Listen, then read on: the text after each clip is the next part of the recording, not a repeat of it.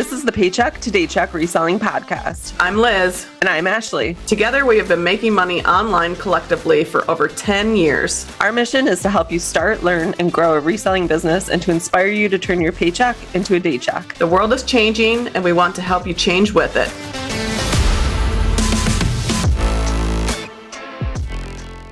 All right, welcome back to another episode of the Paycheck to Daycheck Reselling Podcast. Today is our first episode back from our 2-week break that we took, a much needed break.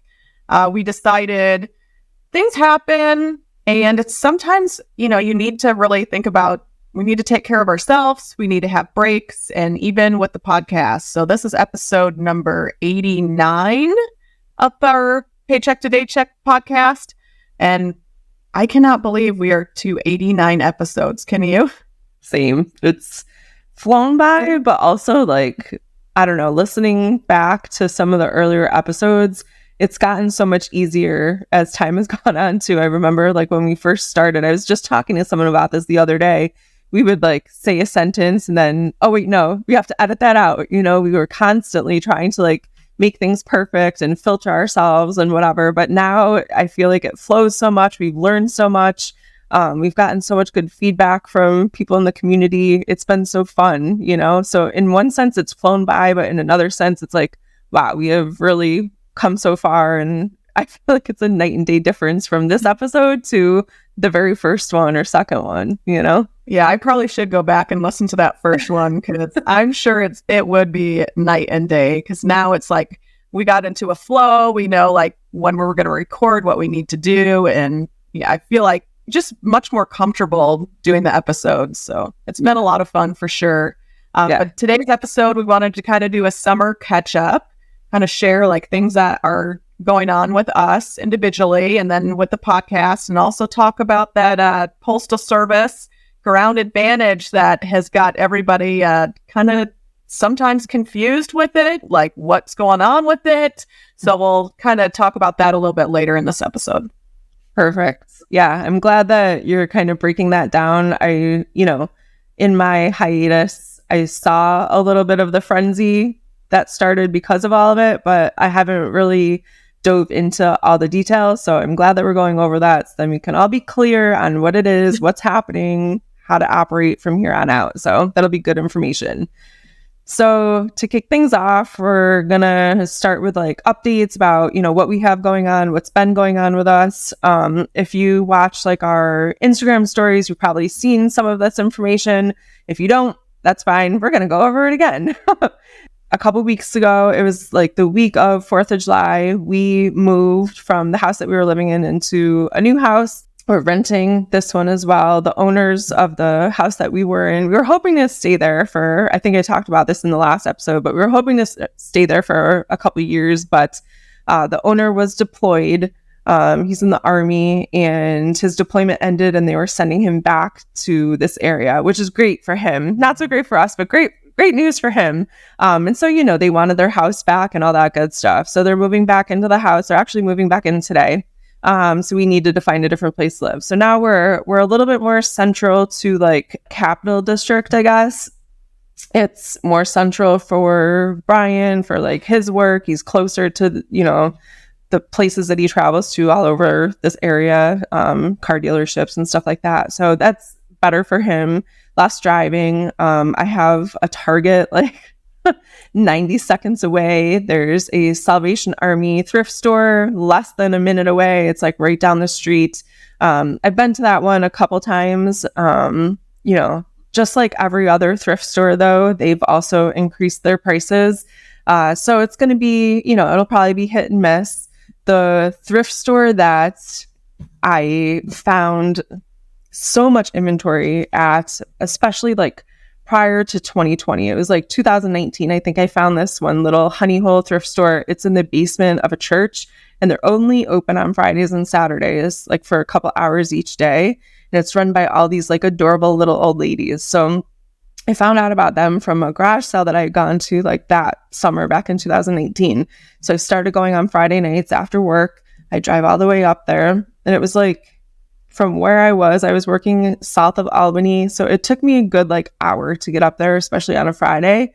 But I'd thrift for, an hour and then like go back home and process all this stuff throughout the weekend, I would leave that place with garbage bags just full of stuff. And that's how I really built up on my inventory. And the reason I was able, they price things at like $1 or $2. Everything was like wicked cheap. And they did a great job of going through all of the stuff, all their donations.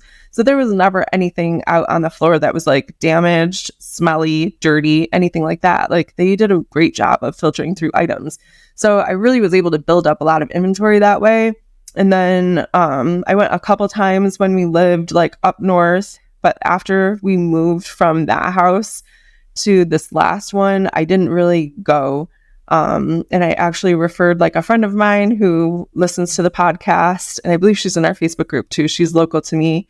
I referred her to this place and she's gone a couple times. So now that she's going, I've got the itch to go again, but we seem to just be moving further and further away from this little honey hole of mine. So this has also kind of made me realize that I need to branch out a little bit and find like that can't be the only like great spot in the area. I mean, this is like a huge, huge area. So I want to really like put out some feelers and do some research and see if I can find some spots that are closer to where we live now instead of driving, 45 minutes up there on a Friday. So I think that'll be good. So about the move, I have no idea how the heck we managed to do this. I text my mom a couple times. I'm like, Mom, I honestly don't think we're going to be able to do this ourselves. It was kind of a nightmare situation. I thought, life is kind of funny. I remember like recording before the move and I had all these grand plans and I had a system in place and how things were going to go. And I really wanted it to go that way. And then I ended up getting sick a couple days before we were supposed to be moving. Like we had already rented a U-Haul and all this stuff and had movers set to come help us with like big items. So I ended up getting sick, like strep and bronchitis, and it was just like gnarly. So that really threw me off my game. If I hadn't been sick, I think it wouldn't have been as bad. But between that, like the heat and the smoke from the wild, it was just like a mess. So anyways, still trying to get over like the sickness. I still have a little bit of like a cough going on, but other than that, doing okay.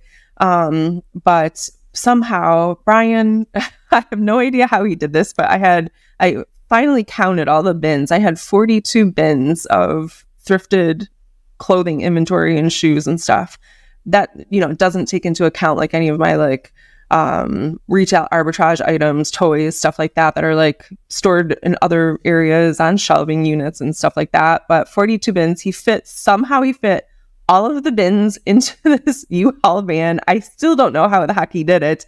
He's like a master at packing things for some reason. So he got that, we got all the bins done in one trip, but it was hard, like going up and down the stairs like a million times, and it really started to make me realize that I need to buckle down and come up with a better system for listing more. I'm pretty good at doing it like consistently, but I don't have the numbers where I want them to be. So if I list like 2 or 3 items a day, I really need it to be like 10 to 13 items a day. And then coming up with a better system to move through my inventory in a better way. So coming up with a way of discounting items like based on when they're processed into the business, when they first come into the business, like coming up with a system to discount. And then after a certain amount of time, if they don't move through and sell, like coming up with a way of liquidating them. We are going to have a garage sale coming up here pretty soon, hopefully like mid-August. We just have way too much crap. And I think that's one of the like good things about moving is you kind of get to reevaluate how much crap you have and stuff that you just don't really need. It's easy to get attached to things and I don't like that feeling. So right now, the basement is full of inventory and like decorations for Halloween and Christmas, like our own like personal stuff. So I'm designating a spot in the basement and I started yesterday, like going through things, like our own personal stuff first. And we're just setting aside like the boxes that we use to move. I have them all laid out and I'm just filling those boxes with stuff for the garage sale. And then I'll go through and start like a pricing system, to get things like stickered. I think we'll probably do like the different color stickers, and like a big table with clothing. So like fill a bag for $5 or something like that. So that's the plan, to kind of liquidate some things and move some things through and out of here, hopefully. As far as my platforms, mostly just selling on Poshmark and eBay right now. I did sell a ton of stuff on Facebook Marketplace before we moved, but all that stuff is gone. It's sold. So I didn't really have any listings up on Facebook Marketplace while we were moving, but I did turn vacation mode on Poshmark, and then I extended my handling time for eBay, which is the only thing I've ever done. I've never used like vacation time on eBay. I've only ever extended my handling time out. I had a couple sales, but right now, like, things are slow. I have not been really doing anything on these platforms, if I'm being completely honest with you guys. So that is likely why they're very slow. Nothing's moving. I do have some drafts that I talked about in one of our previous episodes. I have items drafted, ready to list. But when I started to feel like I was prepared to like turn vacation mode off and change my handling time back, it happened to be like right when Amazon Prime days were happening and like Walmart Plus days or week or whatever the heck that was. So it was like all at the same time. And that would be last week when we're recording today. That would be last week. So to me, it just didn't really make a lot of sense to try to compete with these huge marketplaces when I'm just like a little guy, So in my mind, I thought I'm going to wait to publish my items that I have drafted for Friday this week. So payday, get things like rocking and rolling again. Hopefully people have like recouped some of the money that they've spent on Amazon and Walmart, and they'll be ready to buy some things, going into the next week. So that was my mentality going through all of this. Also just trying to give myself a little bit more of like a little leeway to kind of heal and, I don't know, get over this like sickness and rest. Just been really tired. So just like giving myself a little bit of a break.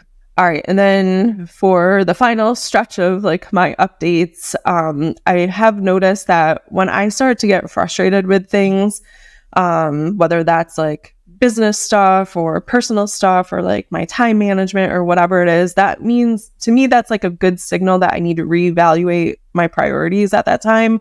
So I found that this tends to happen like every 3 to 6 months for me. I start getting like really frustrated with some area of my life, and like leading up to moving, I knew that, I talked about this before, but like my like healing, whatever was happening like with my foot. So like starting to take better care of myself, eating better, eating like healthier foods at like normal people times, just making sure that I'm consistently like not starving, or not like eating too much. So it tends to be like all or nothing with me for some reason. So really focusing on like getting back into planning our meals and making sure that there's healthy options, and I just feel better, more energy, like clear-headed. I'm doing like the cryotherapy thing still, which is like so invigorating. If you guys have an opportunity ever to try that in your lives, highly recommend it. It's really helped with like inflammation and pain and just old lady, like crap. So that's been really fun and something new to like take care of myself. I've also realized that I need time to myself sometimes to just clear my head and think things through. If I don't have like quiet time, time to just like process things that have happened or thoughts that I have going on, then I tend to make like mistakes or do things that should have been done differently or say things that I don't mean or whatever. So I also find that I lose my creativity, and I also lose my drive to do anything creative. So I've been going on walks like twice a day. So I'll take Sully for a walk by myself, usually in the morning, like before it gets too hot here. And then we'll take him for another walk like after dinner at night, like Brian and I will together. So, and that also gives us time to kind of chat after dinner, like go through our days and talk about things that are coming up in, the next couple of days. So that's been really nice too. In doing that, like a result of all of these changes has been like, weight loss. I feel better, healthier. Like things are like moving along, and I feel like it's finally moving in like a good direction. And when you feel better, you take better care. It's just like a snowball effect. You take better care of yourself, and the results of that, like, they spread into other areas of your life as well. So I'm able to spend more time on my business because I have more energy to do so. I'm more excited to do it. I have more creativity. I have more ideas. So it's just all, I know this, and I know a lot of us know this, but it's all connected and it's all circular. So if you feel like there's an area of your life that's lacking, whether it's, like your time management or taking care of yourself or whatever it is, like it all is interconnected. So just make that a priority in the next couple of weeks. And I think that you'll see whatever it might be that's lacking for you, you'll see like other areas of your life improve too. So I think how you explained everything, like if you're listening, like even though we've been doing this for so many, I feel like I've been reselling for so many years, even though it's only been like, 6 or 5 or 6.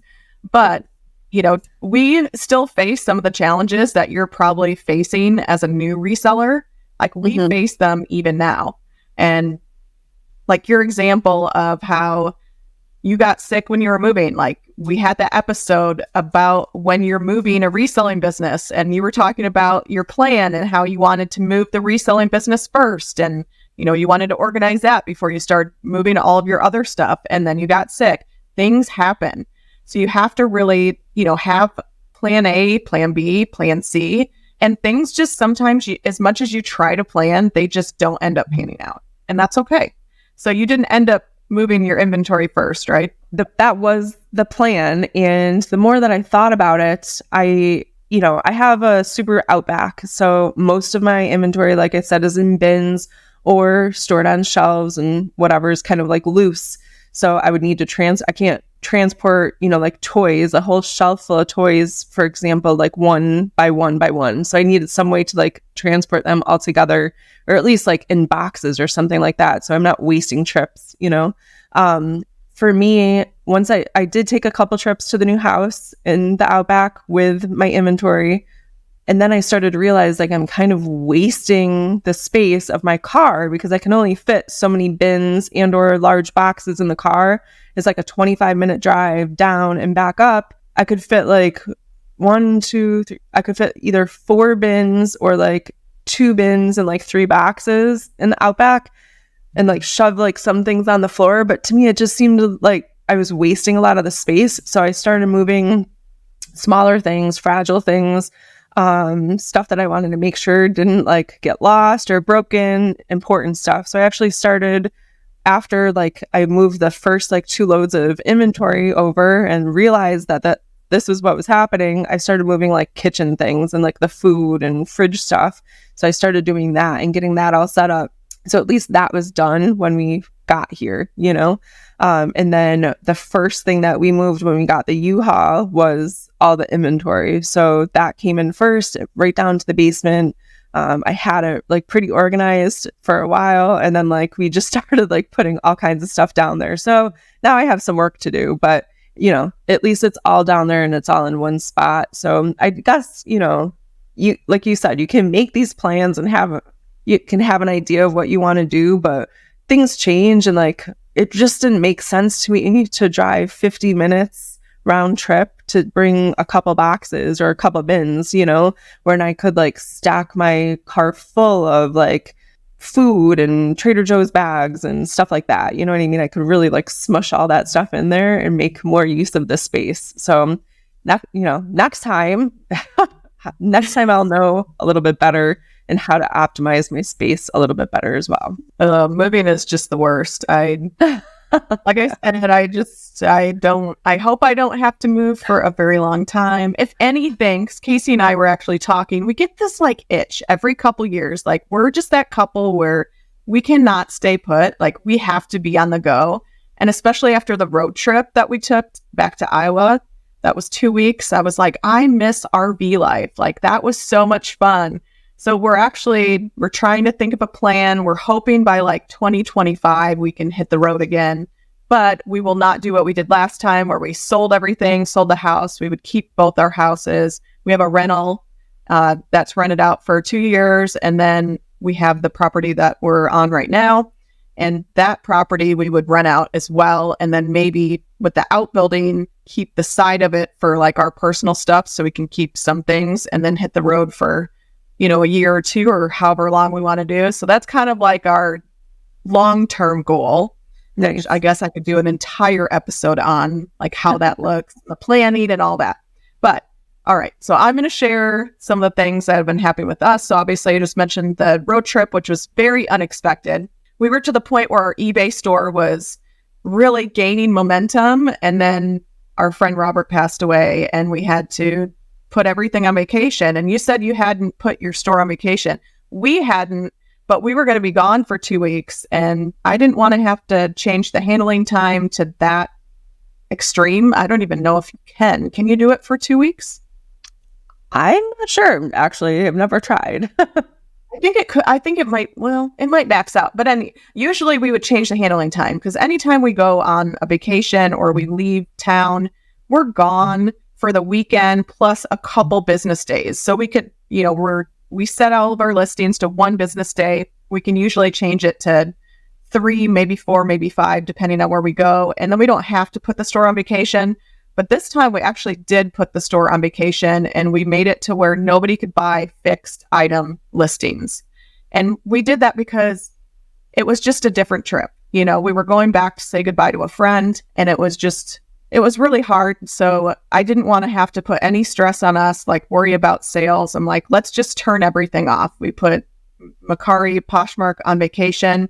Our business partners with Amazon, they were the ones that came out. They did the pallets into Amazon for us. They shipped items for us. So we didn't have to worry about anything. And that was just a very big blessing for us because that was just added stress to an already like really sad situation.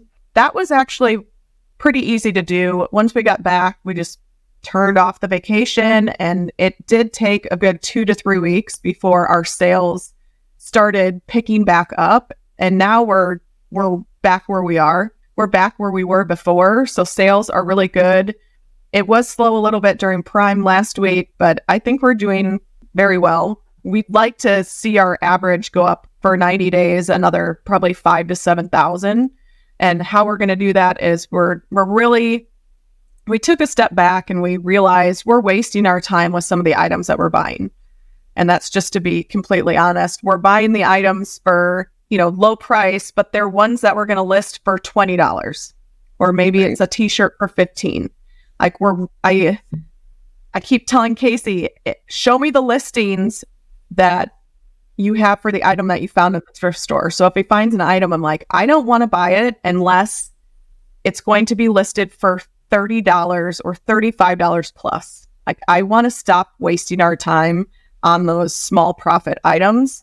We've talked about it before. The time it takes to go out and source, plus driving around, coming home, photographing, listing, prepping them to ship. Like that's just time where I want to reduce the amount of time we're spending on thrifting and eBay and Macari and Poshmark. And I want to take that time and I want to put it elsewhere. We have Amazon merch, so we do print on demand, and that account has been sitting there.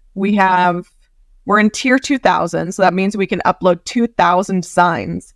And I believe we have maybe 800 designs, and that we don't touch. We don't do anything. So if you're not familiar with Amazon merch, it's their print on demand service through Amazon. You have to actually apply and get accepted. And what you do is upload designs. You have a price that you can set your item at. So maybe it's a standard t-shirt, just like what I have on right now, sunshine and coffee. So maybe you make a sunshine and coffee design, you put it on an Amazon merch shirt, and then you can set the price, whatever you want, but Amazon will collect royalties. So if you set it for $19.99, maybe Amazon will take all but $5 if you sell that item. So really, they do everything. They do the printing, they do the packing, the shipping, the customer service. It's really a hands-off thing if you're interested in it. We did talk about it in an episode, so I'll link that down below if you're interested in Amazon merch. I love it because it could be something that we could do down the road when we're RVing. And that's kind of where we want to take our time and shift. Yes, I love selling on eBay. It's great. It helps pay the bills. But long term, we don't want to have a bunch of inventory. And then what do we do if we want to hit the road and RV again? Like, what are we going to do? Haul it behind us? We would need a very, very big trailer. So that's just something that we've realized, like, we really have to change our buying criteria. We need to be very, very strict. We need to hold each other accountable, because it's so easy to go into Goodwill and you see those items where you're like, okay, I know I can sell that t-shirt and I know it will sell quick, but it's just not going to sell for enough. And we really are being very strict. When we did the road trip, we filled up our entire car. So we have plenty of stuff to list right now. We're actually to a point where I can almost have 2 people at the dining room table, which is huge. Because, if you listen to the podcast, our dining room table is like our throw zone, where when we go thrifting, we come home, we throw everything on the table, but we are shifting to being a lot more organized. And that is really exciting, especially for me, because I am a very organized person. Casey's more of a messy, organized person, which takes a lot of me to if it's how he functions, it's how he functions. But I'm like, everything needs a home. Everything should look organized. And he's just kind of the polar opposite of me. So I feel like we're finally meeting in the middle. We have the designated spot in the office now instead of the dining room table where he's got to put stuff. We have a clothing rack in the spare room where we hang all of the clothes that need to be listed. And really, we just have less items to list because we're not picking up everything that we see. Right. It's really easy to think about in terms of you could buy 10 items, you know what I mean, for let's say $1, and you're going to turn around and sell them for $10 each. You're going to have to process through each of those 10 items, and go through the whole thing with each of those 10. But if you buy one item and you're going to sell that for 100, you're doing way less work and you're making right around the same amount of money. You know what I mean? You're making exactly the same amount of money, but you know what I'm saying? It's less work for the same amount. So if you can raise your ASP, you're going to be able to use that time to do, merch, Amazon merch, or, whatever else you guys want to do. So I think that's, a lot of people, especially newer resellers, and I did the same thing. It was going and buying a lottery ticket that I knew I was going to win on.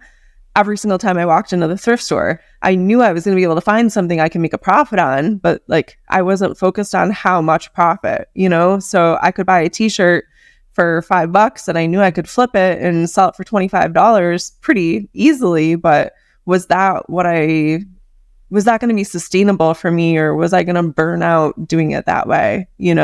Whereas if I can find something larger, maybe up front, it's a little bit more money, but I'm selling one item and processing through one item instead of a ton of them.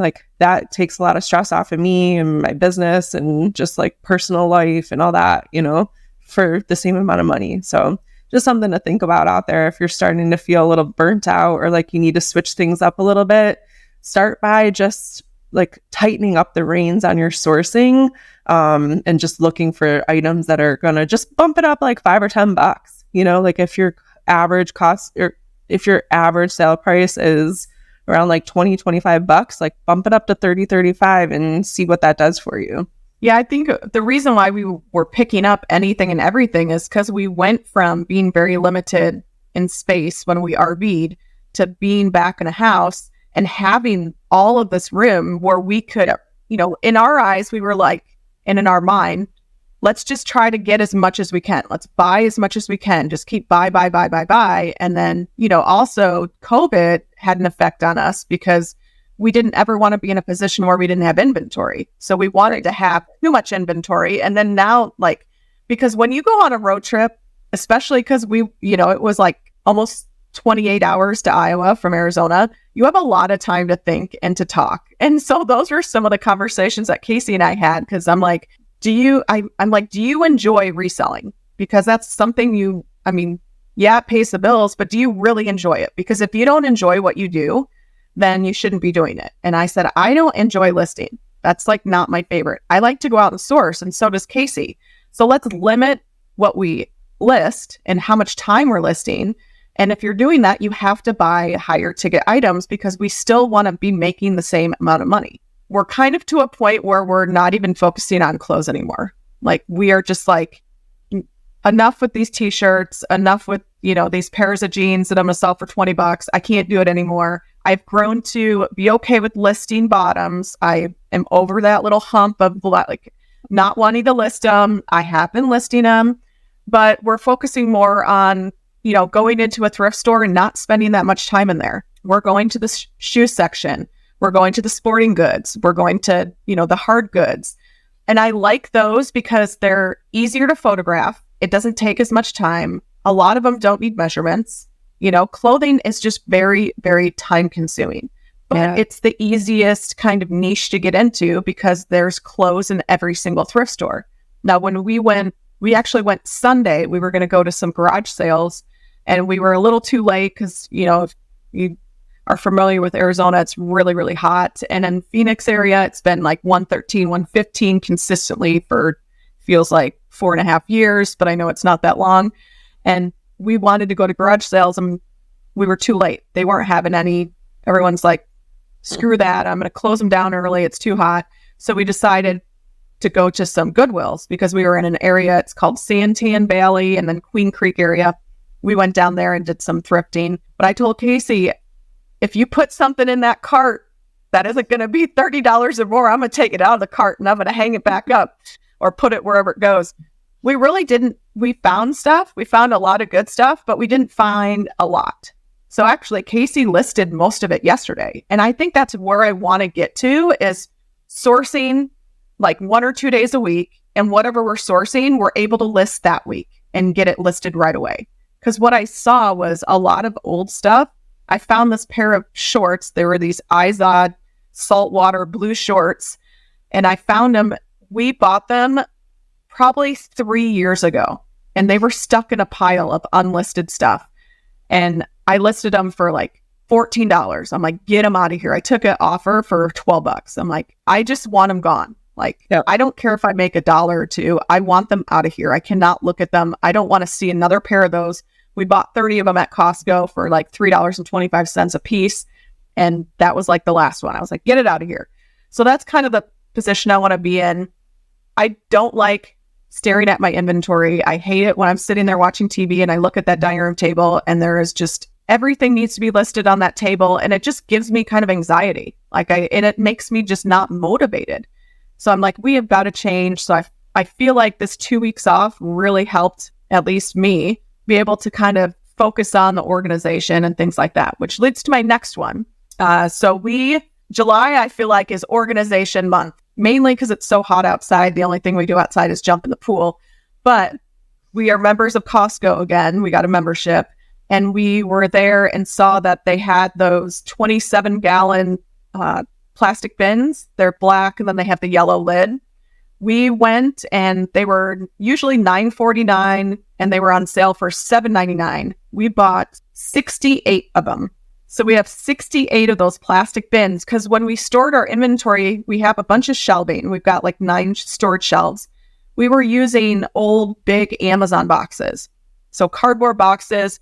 None of them were uniform in size. They were all different sizes. Some of them are really heavy because they were so big.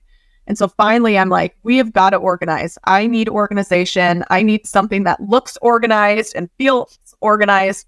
So we went there. We could only fit 40 of them in our Volkswagen Touareg.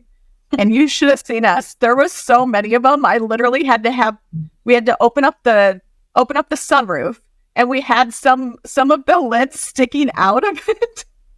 And people, finally, after we get everything in, this one guy is like, where do you guys live? I can just follow you guys home. I've got a truck. And I was like, well, thanks a lot, guy. Like, now that we have everything in, like, I had my friend Mark, he was staying here. I had him video us pull in. Like, you can't even see me in the front seat because there are so many bins. We had to go back for more. But we got those, and now in the garage, I'll have to put a picture on our Instagram. It looks very organized, and what I like about it is there were some boxes that we're using that you couldn't put a lot of items in. So these boxes, like, now we have plenty of room. You know, we've got everything organized, and we'll have room to then take some of the boxes down and put more inventory in them. and really be able to store other things. I don't want to just store inventory. I want to have like a bin for shipping supplies, maybe the air pillows or bubble wrap or something like that, and just have it to where it's organized and it's helpful. I want to get to a point where if we want to leave and go out of town, our tenant, Danny, our friend, he could easily ship for us because everything would be, where it's supposed to be. Before we had boxes 41 through 50 in one place and maybe 52 would be out in the garage. Like, it just was not organized. So I'm like, we need to take a step back and we need to have organization in our life, especially when you're running a reselling business. So yeah, all those bins, that was a cost of like $550, but it was an expense. And I think it just is going to make our lives that much easier. And then we also had another kind of big purchase this month. So with our private label Amazon business, we get pallets shipped directly to our house. We store them here because otherwise if they get sent into Amazon, sometimes the storage fees can be, pretty high. We want to avoid storage fees, have more control of holding onto our inventory, be able to ship them out FBM if needed. And we ended up buying a 16-foot utility trailer, 16 foot by 83 inches. And what that's going to help with is anything that we find locally that might be a bigger pickup that we want to, buy and flip, we will have a trailer for it. And then also with the Amazon business, in our outbuilding and backyard, we can put all the boxes on there, pull it up to the front where our driveway is, and then build the pallets there. So it's really going to help us with Amazon. Otherwise, we were using our 1999 Toyota Tacoma truck that can only hold 25 boxes at a time. Otherwise, it's too much for it because it just can't hold that much. So that's really going to help. And then also just for leisure, that'll be nice to have. We like to go kayaking around here. There's lots of lakes, so we can put the kayaks on the trailer. And so that was a really good investment, and I'm excited to see what else we can find. There's another couple. We were actually part of their reseller summit. They're the flea market flippers, and they're always buying very large items to resell. And what's nice about those, yes, they're large. You have to have the space, and you have to have a way to transport them from where you get them from. So I hope that really helps us be able to find some of those higher ticket items. I'd rather focus on that than list 100 pairs of jeans.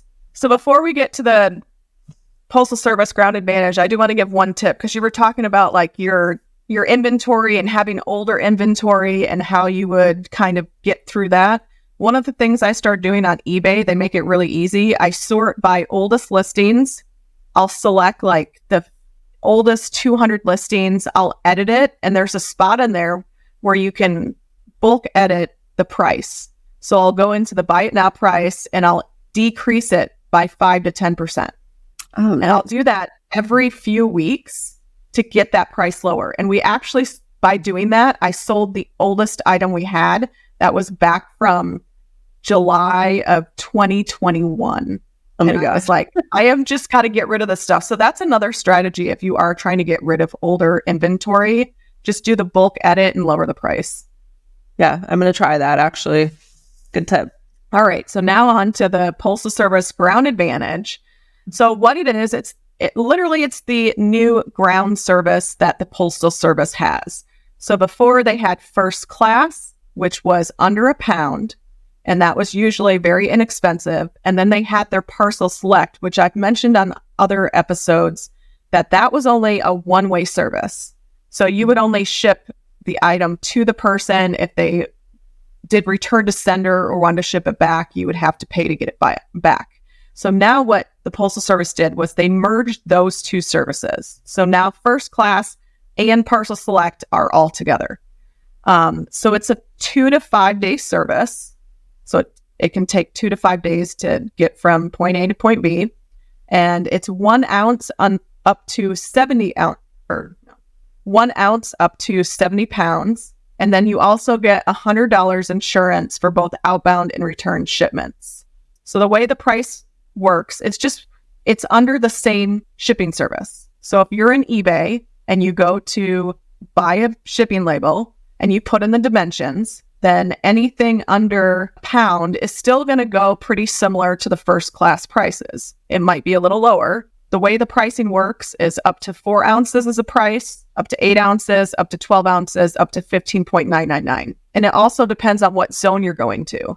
So maybe for me, shipping from Arizona to California is going to be way different than me shipping from Arizona to New York, even if it's a first class item. So all those prices are actually on their website. Highly recommend looking at that. And then anything over a pound, every pound is going to be a different price point. So one of the things that we are noticing when we're doing it, because when did it start? The 9th. So that would be 9 days ago. And we've had quite a few eBay items that have gone out. We usually, for anything over like 2 pounds, we've used UPS Ground. What we're finding is Ground Advantage through the Postal Service is sometimes cheaper than UPS Ground. So I found that yesterday when I was shipping, there was 2 different pairs of shoes. Usually we would ship them UPS Ground. They would go like $11.88-ish. And with the Ground Advantage, they were actually under $10. If you're shipping and you use eBay labels, make sure you're checking the Ground Advantage, because on their website, they said that the prices will decrease 1.4%. So by them combining the shipping services, they're saying that they're going to have lower prices than before. So you might want to double check the items that you're shipping out and see if the Ground Advantage is going to be a better service than UPS Ground or FedEx delivery. On eBay, we have the business policies, so we have it already set. We didn't switch all of them to Ground Advantage yet. We're doing it with new listings, but you have until like September to use the first class labels. So they're giving you a window. But I definitely would switch everything over if you can.